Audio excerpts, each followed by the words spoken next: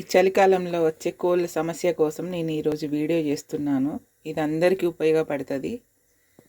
నచ్చిన వాళ్ళు లైక్ చేయండి, షేర్ చేయండి. దానికి కావాల్సినవి నీలగిరాకులు, సొంటి, మిరియాలు, వేడి నీళ్ళు ఇందులో వేసి మరిగించాలి.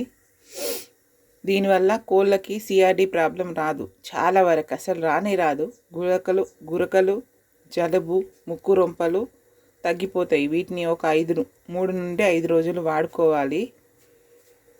ఉదయం పూట ఎక్కువగా ఉంటే సాయంత్రం పూట కూడా వాడుకోవాలి.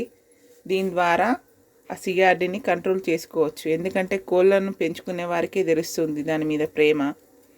వాటిని చాలా వరకు జలుబులు, గురకలు, తుమ్ముల వల్లనే, అనారోగ్యం వల్ల అవి చనిపోతూ ఉంటాయి.